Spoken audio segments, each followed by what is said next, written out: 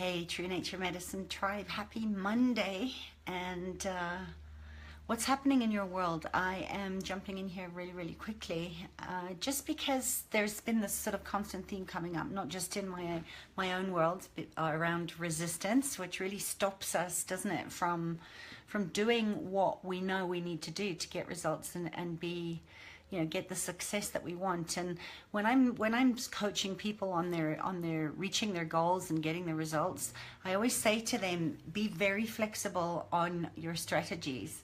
The goals might be sacred, but we can change strategies as often as we need. But I've got a 10-year-old daughter, if some of you don't know, and she is a master manipulator. She came out, I think, like most kids do, really having a very strong idea about who she was and what she was willing to do, and she's pretty smart, and she's always moving the boundaries. She's always seeing how far she can push the boundaries with me. And I had an amazing creative artistic client for a VIP day yesterday, so I knew I wasn't going to be around, and I said to my husband before the day started, please make sure that she finishes her Kumon and that all her homework is ready. And it drives me insane. Maybe if you have kids, you can relate to this, that there's sort of this blanket endorsement on flexibility, and I kind of find that flexibility, even for myself, I like that I'm very flexible, and that I'm a great problem solver, and I can see the big vision most of the time. But it can really damage our productivity if we're not careful. And my daughter reminded me of this yesterday. She will push the boundaries every single time and negotiate her way out. It's like, well, why do I have to go to bed? It's not a school night, or I've got the whole day today to do my Kumon and I'm not doing it right now. And it's always, there's always a response. There's always a response because it doesn't suit her to do what I'm asking her to do. And the problem is that we carry those tendencies of negotiation from, before we're 7, we're pretty set in our ways and we know what we want, and we've tested the boundaries to create secure attachment, because we need boundaries in order to feel safe. But we also need to know that those boundaries are there, whether we like it or not, to ensure that we actually reach our target and get our goals and our dreams and our desires in alignment. And we carry these into adulthood, and the problem is that a lot of times we turn this negotiation, maybe you've noticed this in your own life, on ourselves. And negotiation can look like a positive or a negative judgment. It can look like procrastination. It can look like resistance. If you want to lose the weight, you can't hope and wish and meditate yourself into that the same way as you can't meditate yourself into abundance, or negotiate that, I've had enough, but I'll start tomorrow. The time is now. And I think it's super important, instead of trying to see how far that we can get without our parents, that we did when we did that as kids, we start to see how far we can get within stretching our own boundaries. And this is how we sabotage our own success, and we don't get the results. And even though we're whining and moaning that, it's like my clients aren't showing up and I can't sell this, this beautiful outfit I made, or, I can't get people to find my work, but you're not doing anything about it. And often that's the sabotage, is that we create exceptions up front. And we go, I'll do it tomorrow. I'll start the diet on Monday because, Sundays are family days, and we go out for lunch, and we make all these reasons and justifications and excuses as to why we put off. And then we kind of go into the justification that we're being flexible, that we're compromising to make it easier, when actually it makes it harder for ourselves. And it sounds very reasonable in the moment. I'm sure you can relate to doing that. I know I do it all the time, and I have to catch myself and turn it 1 degree and set a very strong boundary and get really clear on tracking and measuring everything. So tracking and measuring your finances is a really good place to start. Setting yourself, I kind of do a brain dump on a Sunday, and I will write down the top 3 priorities that I know without going into negotiation of putting it off that I need to get done. You know, so setting yourself, and I don't like to call them deadlines, because that means you have to kill yourself and your body and burn out and get adrenal fatigue, and then have another really justifiable physical reason why you haven't done it or you've put it off. But to set yourself realistic timelines to get certain things finished, and you know, set yourself up to achieve, set yourself up to get the results, because you know that you also have to put in contingencies.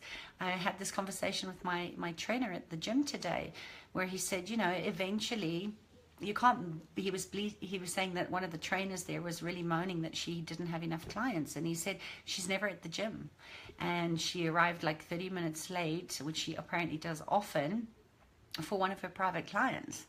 And you know, I don't know about you, but I'm going to lose trust in that person actually sees me and has my best best interests at heart, if they can't honor the time and show up on time. And then you can't moan about, you know, that you don't have any clients, or you're not getting the results that you want. So flexible boundaries don't make us very productive. They really force us to negotiate our priorities in the moment, which then invites us to make these compromises and these reasons and these excuses as to why why we can't do what we want, because we've said we've had enough of struggle and hardship and making things really difficult for ourselves. And that kills our productivity, because then we beat ourselves up that way, and we start judging and we start making ourselves wrong, and then we quit. You know, so set yourself some absolutely no exceptional priorities, and put a realistic timeline on it. You know, you want to stretch yourself a little bit. We've got to have that healthy stress. Otherwise, we get too comfortable and complacent, and then we don't change. So I know sometimes I've kind of said, you know what, I've had enough, and I'm going to do this, and I'll procrastinate and I'll put it off. My no exception priorities is I get up every morning at exactly the same time. I do my daily intention setting, and I meditate. Hi, Anjana. Without exception, I write in my morning pages, and as much as I say without exception, I slacked for the last couple of days. I had a really full schedule. I was exhausted. I was going to bed too late. So again, you know, if you say bedtime 10 o'clock, start preparing at 9:30, just like you'd put a baby to sleep. Prepare for bed. Give yourself a nice warm turmeric tea or a chai, and start preparing yourself for bed. Have a beautiful warm bath.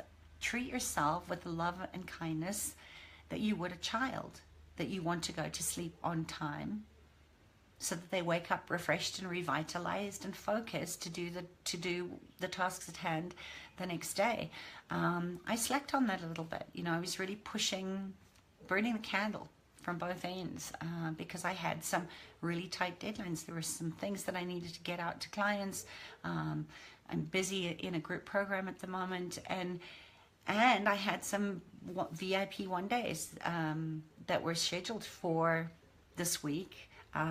One yesterday again. I have another one tomorrow, and I need to make sure that the rest of my life works like a well-oiled machine.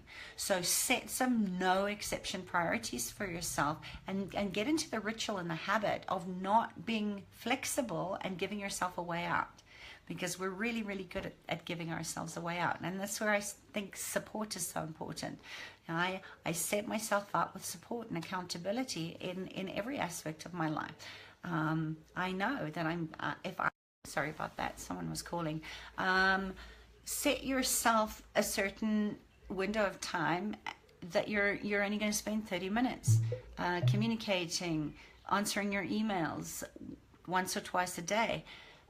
Time, productivity is Facebook, you know, skimming through Facebook, doing that. Set yourself a 15-minute window, maybe twice a day, so that you actually get productive and do your work. I know how time trapping that is when you get kind of sucked into a conversation, and I make sure that none of that stuff pops up anymore when I'm working on on my projects, or I'm writing in my morning pages, and I've got certain things that need to get done.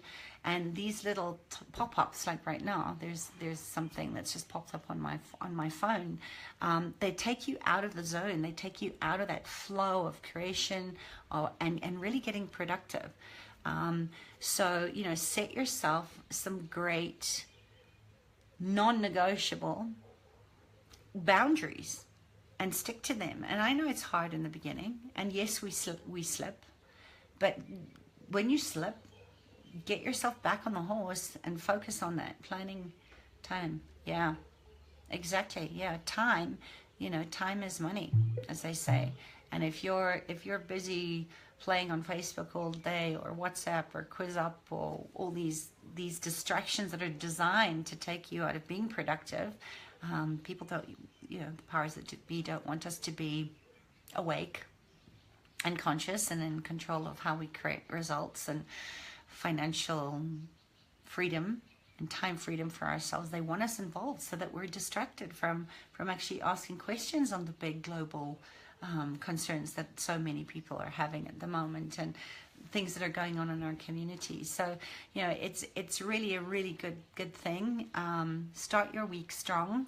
If you don't, set your Sundays like I do to just do a brain dump and actually work out and ask the energy of my business where it requires me to be, and what is the main priority, and also income generating stuff. It takes priority always. Hello, Maria. So look at your income gen and track and measure. You know, what do you need to do this week? If you've set your target of 100K for the month, how are you going to find it? And then focus on the income generating parts of your business that are going to get you the results to reach your targets. You know, and eventually we have to learn to say, without exception, if your productivity matters to you, there's a few commitments that really deserve that level of commitment. And don't you deserve to love yourself enough to give that to you, so that you can stay out of the judgment, you can stay out of self-flagellation, you can stay out of the blame and the shame and the regret and the guilt.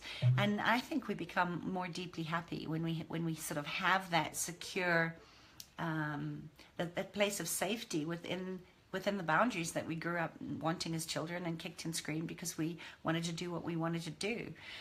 So look at where your 3-year-old is maybe still running your show, and put some guardrails up around your productivity. Put some guardrails up around how and where you're expending energy.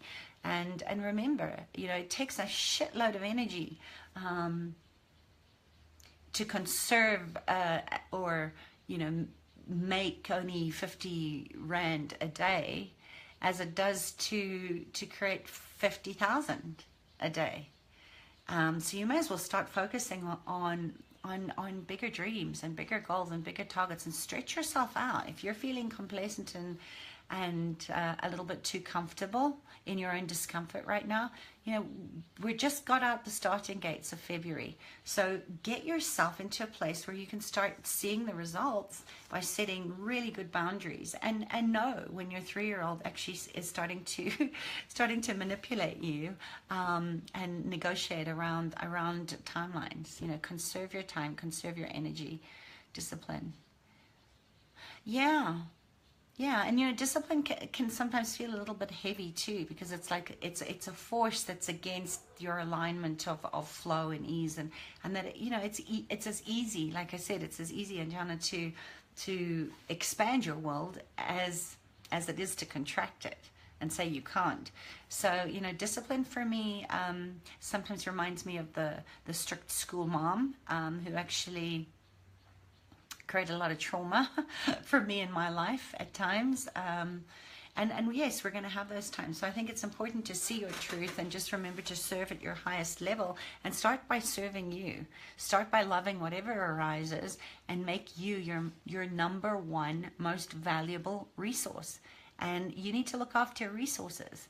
So start with loving yourself more. We're in the month of February, and start to look at, you know, how can you start to get really into a state of flow by by knowing when you're buying into your lies and your lines and your manipulations, and pushing out the goalposts. So that's my 2 cents worth today. Is how can you improve your productivity this week, and how can you start to reach your goals and have the level of success that you want, because you are looking at yourself as your most valuable resources, and you're practicing radical self-care, and you are really setting yourself really doable, realistic targets that do stretch you a little bit, right? We have to be able to grow in order to gain, in order to give more. So go and be productive, and let me know if I can support you in tightening up some of those boundaries, any kind of money leaks, energy leaks that are going on. And look at your sleep hygiene. You know, this week I'm really committed to honoring that my body needs to sleep. So I'm going to make sure, low power battery mode, okay, my battery's about to go, that I really honor my sleep hygiene and start planning to get to sleep long before I normally do, because I always seem to negotiate myself out of bedtime, being at 10 o'clock, and it ends up being 11, and before I know it's 12, and then I'm all wired up, and then I lie in bed and think and dump, and I've got paper next to my bed, and I'm turning the light on and off, because writing in the dark, I could never decipher what I'd written in the morning. So what can you do? What one thing can you turn 1 degree that's really just going to give you a stronger sense that you're in control of your life, and you're going to get the results that you want? All right, guys, take care. My pleasure, Anjana. Bye. Mwah.